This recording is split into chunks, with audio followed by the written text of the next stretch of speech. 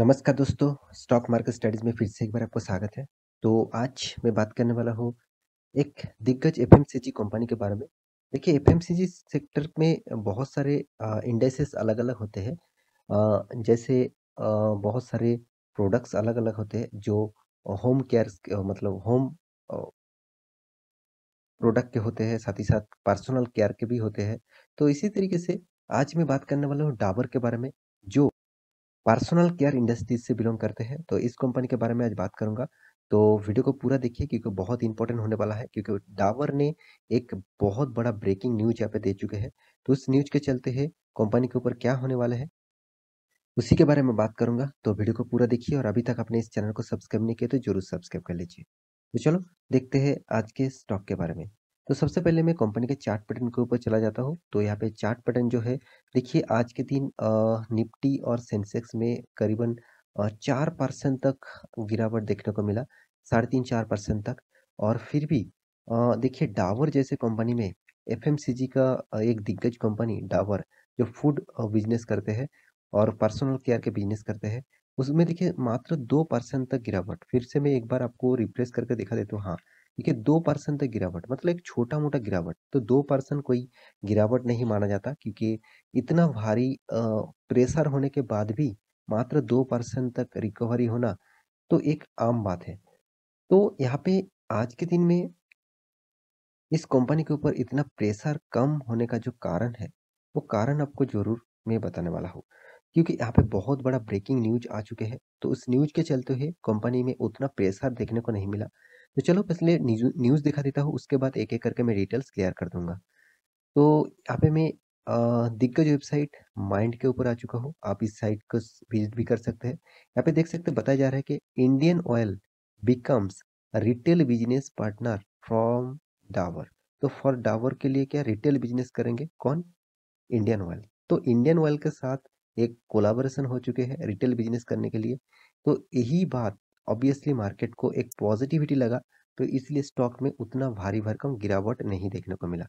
तो यहाँ पे आप देख सकते हैं, यहाँ पे होम ग्रोन तो होम ग्राउंड जो है FMCG major Dabur has collaborate with के state owner refinery Indian Oil Corporation. तो डाबर के साथ कौन कोलैबोरेट करना चाहते हैं? ओएनजीसी। तो ओएनजीसी के साथ डाबर इस कोलैबोरेट में आना चाहते हैं क्योंकि जॉइंट में काम करना चाहते हैं, वो भी किसके लिए? होम ग्रो एफएमसीजी सेक्टर के लिए। तो ये न्यूज़ जो है मुझे बहुत अच्छा लगा क्योंकि डाबर के साथ दिग्गज ऑयल रिफाइनरिंग कंपनी भी जुड़ना चाहते हैं। तो हमेशा देखिए कोई बड़ा कंपनी, कोई छोट देखिए दोनों ही बड़ा कंपनी है, दोनों कोई छोटा-मोटा कंपनी नहीं है। दोनों कंपनी अगर एक साथ जुड़ जाए, तो दोनों कंपनी के लिए फ़ायदा होगा और दोनों कंपनी के लिए प्रॉफ़िट भी होगा। तो मेरे हिसाब से यहाँ पे जो न्यूज़ पब्लिश किया गया है बहुत ज़बरदस्त है क्योंकि देखिए Dabur India is happy to join hand with the Indian oil. मतलब डाबर इंडिया बहुत खुश है। इस खुशी का नज़रिया आज के दिन में आपको देखने को मिला। 2% से भी कम इसमें गिरावट देखने को मिला। तो यहाँ पे देखिए देयर अराउंड 14 करोड़ यहाँ पे देखिए इंडियन एलपीजी कंज्यूमर, यहाँ पे देखिए house hold across India direct जो एक्सेस है वो डाबर के ऊपर। तो करीबन-करीबन कितना 14 करोड़, अराउंड 14 करोड़ इन्वेस्टमेंट होने वाला है। और ये जो इन्वेस्टमेंट और दोनों के साथ एक साथ जॉइंट वेंचर पे जो काम होने वाला है, वो ऑब्वियसली कंपनी के लिए भी फ़ायदा होगा, साथ ही साथ जितने सारे शेयर होल्डर हैं, उसके लिए भी फ़ायदा होगा।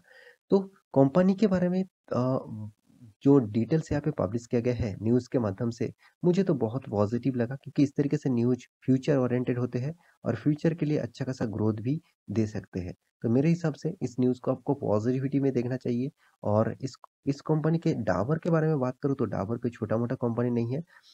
इंडिया का लार्ज कैप कंपनी भी है। आप खुद ही देख लीजिए कंपनी का मार्केट कैपिटलाइज़ेशन कितना है। यहाँ पे आप देख सकते हैं 94,000 करोड़ का मार्केट कैपिटलाइज़ेशन। कोई छोटा-मोटा कंपनी भी नहीं है।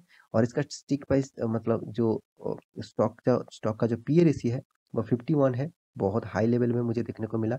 इंडस्ट्रीज़ पीई रेशियो 31 है।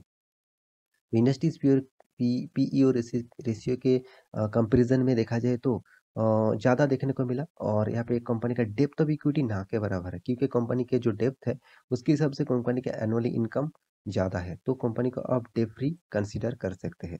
तो कंपनी का जो प्रोमोटर के पास होल्डिंग है, यहाँ पे भी खास है, 67% तक होल्डिंग प्रोमोटर के पास है। ये भी चीज़ पॉजिटिविटी माना जाता है। और साथ ही साथ आप और एक चीज़ भी देख सकते हैं, जो EPS earning per share ₹10 earning per share मिल रहा है कंपनी के पान 533 करंट जो प्राइस है उसके हिसाब से। तो कंपनी ने स्प्लिट भी किया। इस कंपनी में इन्वेस्ट करने से आपको बहुत ज़्यादा अच्छा फ़ायदा कहाँ से मिलेगा, वो आपको ज़रूर बताऊँगा। उससे पहले कंपनी का अर्निंग भी देख लीजिए। कंपनी का जो रेवेन्यू है, वो यहाँ पे एक एक देखिए, हमेशा कंपनी का रेवेन्यू एक अच्छा खासा लेवल में और एक साइड बेसिस पैटर्न में चलता है। ऑब्वियसली कंपनी हर साल में रेवेन्यू को बढ़ाते हैं। देखिए, आपको डेट फ्री और रिस्क फ्री कंपनी में निवेश करना है, तो आपके लिए डाबर बेस्ट रहेगा, क्योंकि देखिए जो कंपनी हर साल में खुद का रेवेन्यू धीरे-धीरे करके बढ़ाते जा रहा है, उस कंपनी के ऊपर आपको ज़रूर फोकस होना चाहिए, मेरे हिसाब से। तो कंपनी के नेट प्रॉफिट के बारे में बात करूँ, देखिए नेट प्रॉफिट भी कंपनी शानदार करते आए हैं। हमेशा हर साल में कंपनी का नेट प्रॉफिट अच्छा खासा देखने को मिला। और कंपनी के डेब्ट ऑफ इक्विटी के बारे में बात करूँ, तो पहले तो कंपनी के पास ज़्यादा डेब्ट था। वो धीरे-धीरे करके अभी ना के बराबर डेब्ट है। मतलब आप डेब्ट फ्री भी बोल सकते हैं इस कंपनी का।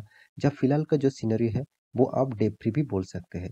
तो कंपनी के देखिए, इस टाइप कंपनी के ऊपर प्रोमोटर के बाद प्रोमोटर देखिए 67% होल्ड करके रखा। तो प्रोमोटर के बाद आप देखेंगे एफआईएस भी देखिए माल उठा के रखा 21% तक होल्डिंग। और तो एफआईएस भी जिस तरीके से माल उठाया, उस तरीके से डीआईएस भी यहाँ पे माल उठा के रखा। देखिए 3.5% तक होल्डिंग डीआईएस के पास है।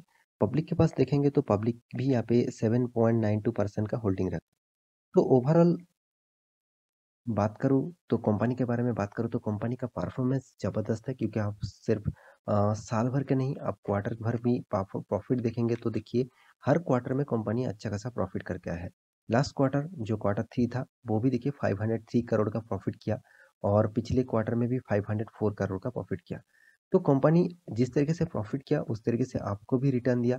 और किस तरीके से रिटर्न दिया, वो भी आप यहाँ पे देखना चाहते हैं, तो देख सकते हैं। कंपनी का देखिए सेल्स ग्रोथ ऑब्वियसली पॉजिटिव में है, और प्रॉफिट ग्रोथ भी पॉजिटिव में है। रिटर्न ऑफ इक्विटी भी अच्छा खासा देखने को मिला। और साथ ही साथ आप कंपनी का यहाँ पे सीएजीआर परसेंटेज देखेंगे, तो 10 साल में करीबन 18%, 5 साल में करीबन 15%, 3 साल में और 1 साल में 8% तक रिटर्न दिया। इसका मतलब कंपनी आपको हर साल में अच्छा खासा रिटर्न देते आया है। देखिए कंपनी आपको एवरेज एक रिटर्न दे रहा है।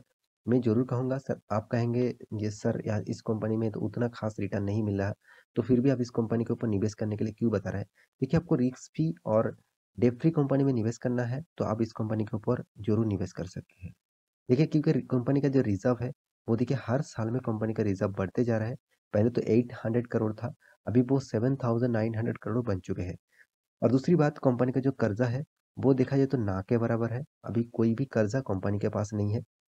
हाँ, कर्जा है, मगर इतना कम कर्जा है जिसको कर्जे के हिसाब से ना ना देखा जाए तो ठीक है, क्योंकि उतना ज़्यादा कर्जा भी इसको बोल नहीं सकते। साथ ही साथ कंपनी आपको किस तरीके से फ़ायदा दिया रिटर्न के बाद, वो भी आपको देखना चाहिए। देखिए, इस कंपनी में सबसे जो बड़ी बात है, कंपनी आपको इतना बार बोनस दिया, उसी का सबसे ज़्यादा फ़ायदा आपको मिला। कंपनी डिविडेंड देखिए, साल भर में 2 बार करके डिविडेंड यहाँ पे देते रहते हैं। तो अच्छा खासा एक डिविडेंड भी आपको पे आउट करते रहते हैं। साथ ही साथ बोनस भी देखिए, कंपनी 3-3 बार आपको बोनस दिया। 2006 में दिया 1:1 का, 7 में दिया 1:2 का, और 10 में भी दिया 1:1 का। मतलब 3 बार आपको बोनस भी इस कंपनी से आपको मिल चुके हैं। और कंपनी देखिए मार्जर का भी एक एक बार दूसरा कंपनी के साथ जो मार्जर हुआ था, उसके ऊपर भी यहाँ पे एक बार 5:1 रेशियो का बोनस भी दिया था। मतलब आपके पास 5 शेयर थे, तो आपको भी 1 शेयर मिला था। तो इतने सारे प्रॉफिट और साथ ही साथ इतने सारे फ़ायदा इस कंपनी में आपको मिलता रहेंगे। आप इस कंपनी के ऊपर लॉन्ग टर्म के लिए ज़रूर सोचिए, क्योंकि शॉर्ट टर्म के लिए कुछ भी हो सकते हैं, शॉर्ट टर्म के लिए कुछ भी चेंजिंग हो सकते हैं। तो मेरे हिसाब से आप शॉर्ट टर्म ट्रेडर है, तो इस कंपनी के ऊपर एनालिसिस करके कुछ भी कर सकते हैं, मगर लॉन्ग टर्म आप निवेशक है, तो मैं ज़रूर कहूँगा इस कंपनी के ऊपर आप ज़रूर बने रहना। और एक आपको अच्छा खासा मौका मिल रहा है, क्योंकि देखा जाए तो करीबन 18-20% तक रिकवरी हो चुके हैं स्टॉक का। तो इस रिकवरी का फ़ायदा उठाइए, क्योंकि देखिए यहाँ पे आपको जिस तरीके से चार्ट पैटर्न दिख रहा है, इस तरीके से चार्ट पैटर्न अब दूसरा कंपनी में आपको नहीं देखने को मिलेगा।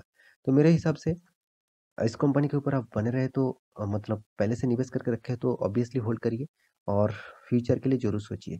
तो आशा करता हूँ सारी जानकारी आपको मिल चुका है। तो मेरे वीडियो अच्छा लगे तो लाइक करना, दोस्तों के साथ शेयर करना और इस चैनल को सब्सक्राइब भी करना। मिलते हैं नया स्टॉक लेके, तब तक के लिए अच्छे से रहिए, अपने ख्याल रखिए। Bye bye.